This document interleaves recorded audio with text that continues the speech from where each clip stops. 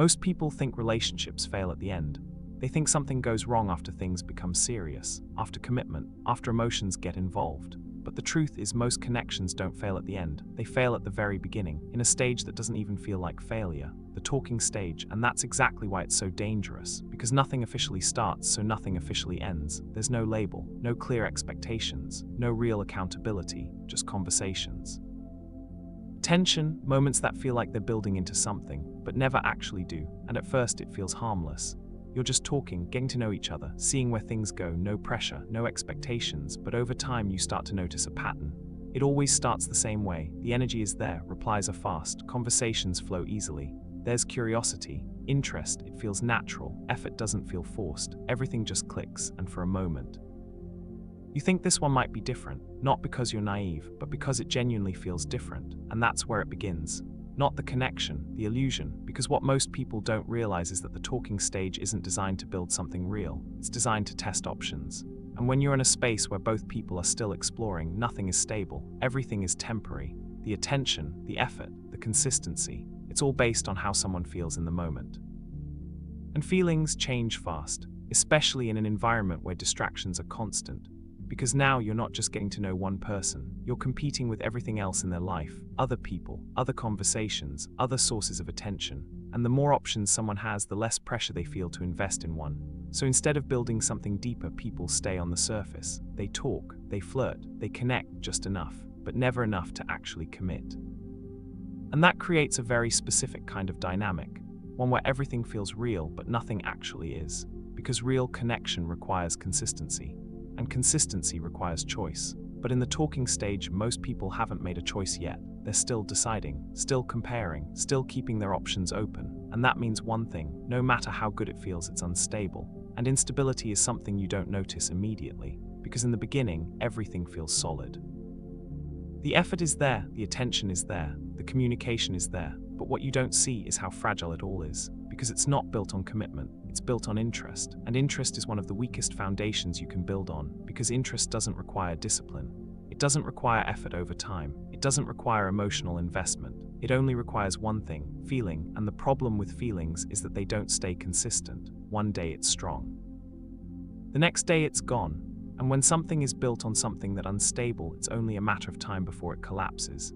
But when it does collapse, it doesn't feel like a clear ending. It feels confusing, because there was no moment where things officially started. So there's no moment where things clearly end, just a shift, replies get slower, energy changes, conversations feel different, until eventually everything fades, and you're left trying to understand what exactly happened. Because from your perspective, everything was fine. There were no arguments, no obvious problems, no clear reason for things to fall apart. And that's what makes the talking stage so mentally exhausting. Not the connection itself, but the lack of clarity, because you're not reacting to something concrete. You're reacting to a feeling that something changed, and that forces you into overthinking. You start replaying conversations, looking for mistakes, looking for signs you missed, trying to figure out the exact moment where things shifted. But most of the time there is no moment, because nothing broke. It just wasn't strong enough to last. And that's the reality most people avoid. It didn't end because something went wrong. It ended because nothing real was built in the first place. And when you go through that cycle enough times, it starts to change how you see everything. Not dramatically, not all at once, but slowly. You stop getting excited too early. You stop believing initial energy. You stop assuming that just because something feels good now, it's going to stay that way. Because experience teaches you otherwise. And that's when your mindset starts to shift, from hope to observation, from excitement to awareness, from feeling to control. And once that shift happens, you don't approach the talking stage the same way anymore. You become more aware, not in a negative way, not because you're trying to overanalyze everything, but because you've seen how quickly things can change. So instead of getting pulled in by the energy, you start watching it. You notice how fast things move in the beginning, how intense it feels, how easy it is to mistake attention for intention. Because that's one of the biggest problems in the talking stage. People give attention freely, but intention is rare. And when you confuse the two, you end up investing into something that was never meant to grow, because attention feels good. It creates momentum, it creates connection, it creates the illusion of progress, but intention is what gives that connection direction. And without direction, everything eventually drifts, and that's exactly what happens. At first, everything feels aligned. You talk every day, you share things, you build a rhythm, and that rhythm starts to feel like stability. But it's not because it hasn't been tested, it hasn't been challenged, it hasn't been built over time, it's just early energy. And early energy is easy. There's no responsibility yet, no expectations to maintain, no real investment required, just presence, just attention, just showing up when it feels good. But the moment something shifts internally, everything on the outside changes too. And that's when you start to see the difference between someone who is interested and someone who is intentional. Because when interest fades, effort disappears. But when intention is real, effort stays. Even when the feeling isn't as strong. And most people today operate on interest, not intention, because intention requires discipline. It requires consistency even when things don't feel exciting anymore. It requires choosing one person when you still have access to many. And that's difficult in an environment where options are endless. So instead of building something deeper, people stay where it's easy. In the talking stage, where everything feels good but nothing is required. And that creates a cycle that a lot of men get stuck in. You meet someone, things start strong. There's connection, there's chemistry. You invest a little more, you open up a little more, you start to see potential. And just when it feels like things are about to become real, they pull back, not dramatically, not in a way that gives you closure, just enough to create distance. And that distance is where everything starts to fall apart, because now you're the only one trying to keep it alive. You start putting in more effort, more attention, more energy, trying to bring it back to what it was. But what it was never stable to begin with. It was just two people enjoying a moment, and now that moment is fading. And instead of accepting that, you try to fix it, you try to understand it, you try to hold on to something that was never designed to last. And that's where the talking stage becomes dangerous. Not because of what it is, but because of what it makes you do. It makes you chase clarity from people who don't even have it themselves. It makes you seek consistency from people who have never shown it. It makes you invest deeper into something that is already fading. And the more you do that, the more it drains you. Not emotionally in an obvious way, but mentally. Because you're constantly trying to solve something that has no clear answer. You're trying to make sense of inconsistent behavior, and inconsistency doesn't have logic, it just exists. And when you deal with that repeatedly, your mindset adapts. Stop reacting the same way, you stop chasing explanations, you stop asking questions that never get answered properly because you realize something important. Clarity doesn't come from what people say, it comes from what they consistently do. And in the talking stage, consistency is the first thing that disappears, not immediately, but gradually. And that's what makes it hard to notice, because it's not a sudden change. It's subtle, replies take a little longer, energy feels slightly different. Conversations become less engaging, until eventually you feel the distance, even if nothing has been said. And that silent shift is something you learn to recognize over time, because once you've experienced it enough, it becomes predictable. Different person, same pattern, and that's when your approach changes even more. You stop attaching to potential. You stop building expectations based on early behavior. You stop assuming that consistency in the beginning means anything long-term. Because you've seen how easily it disappears, and instead you start focusing on something else. Time, because time is the only thing that reveals what's real. Not words, not energy, not chemistry. Time, how someone shows up after the initial excitement fades. How they act when things become normal. How consistent they are when there's no emotional high driving them. That's where everything becomes clear. But most connections today never reach that point. They don't last long enough to reveal anything real. They stay in the early phase until they disappear. And that's why so many interactions feel empty. Not because there's no connection, but because there's no depth. And depth requires time, and when depth is missing, everything starts to feel the same. Different person, different conversation, different beginning, but the same outcome. And after a while, that repetition does something to you, not in an obvious way. You're still talking, still meeting people, still going through the motions, but internally.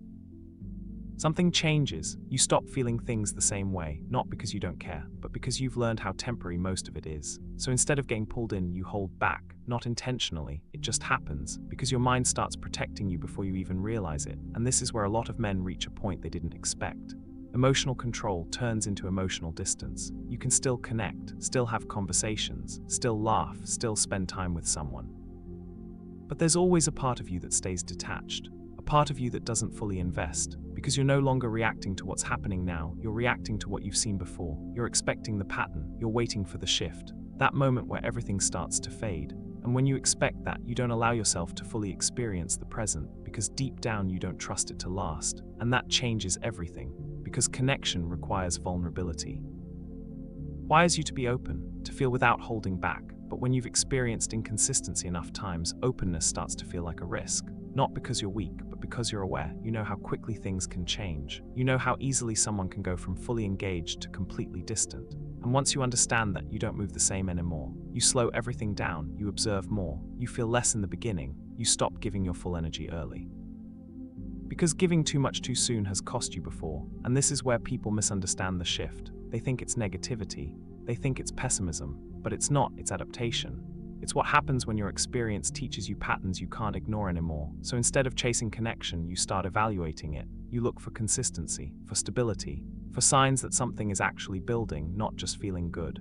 And because of that, a lot less impresses you. Good conversations, that's normal. Chemistry, that's common. Attention, that's easy to give. None of those things mean anything anymore because you've seen them all before. You've experienced them right before everything disappeared. So now you're not looking for how something starts, you're watching how it continues, and that creates distance. Because while most people are still caught in the excitement of the beginning, you're already thinking about the outcome. Not in a negative way, but in a realistic one. You're asking yourself, will this stay consistent? Will this still feel the same a few weeks from now, or is this just another temporary moment? And when you think like that, you naturally become more reserved, more controlled, more selective, and over time that turns into something deeper. Indifference, not fake indifference. Not the kind where you pretend not to care. Real indifference, where the excitement just isn't there anymore, where the urge to chase something seriously starts to fade. Because the return on investment doesn't feel worth it. And that's the part most people don't talk about. It's not that men don't want connection.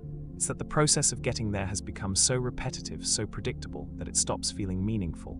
Because when you really think about it, what are you actually getting? Short-term attention, temporary energy, moments that feel real but don't last. And in exchange, you're giving your time, your focus, your mental energy.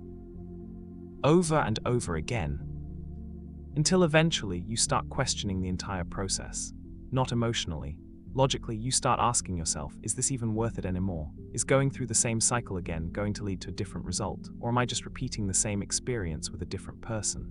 And once you reach that point, your behavior changes automatically. You don't try as hard, you don't invest as much, you don't open up the same way, not because you're bitter, but because you've adjusted.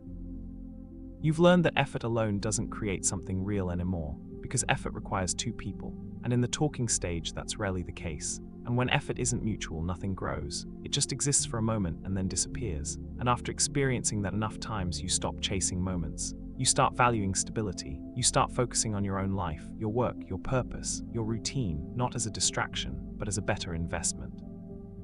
Because at least there, your effort leads to something real, something that builds over time, something that doesn't disappear overnight. And when you start seeing results in those areas, something else happens.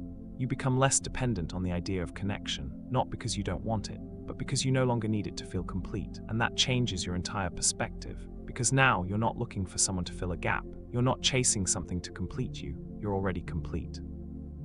And from that position, everything becomes clearer. You stop tolerating inconsistency. You stop entertaining confusion. You stop giving time to anything that doesn't show clear value, and that makes your standards higher. Not in an unrealistic way, in a realistic one, because now you're not just looking for someone who is interesting. You're looking for someone who is consistent, self-aware, emotionally stable, capable of building something over time. And when you compare that to what most people show in the talking stage, it starts to feel rare. Not impossible, but rare. And that's the reality a lot of men quietly come to understand. It's not that something real can't exist, it's that the environment makes it harder to find, because most people today are not building, they're sampling, experiencing short bursts of connection without committing to the process that makes something last. And when you operate in that kind of environment, you have two choices: adapt to it, or rise above it.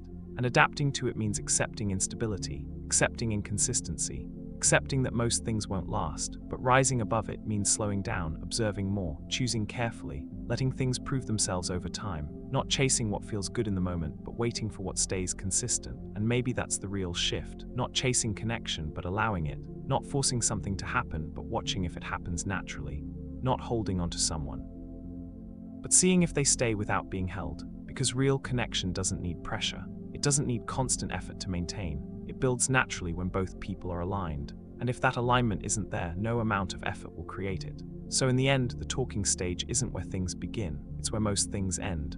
Not because something went wrong, but because nothing real was built. And once you understand that, you stop treating early energy like it means something. You stop attaching to potential. You stop expecting consistency from people who haven't shown it over time, and instead you move differently. Calm, observant, detached but aware. And from that position, everything becomes simple. If it builds, it stays. If it fades, it was never meant to last. And for the first time, you're not chasing connection. You're choosing it.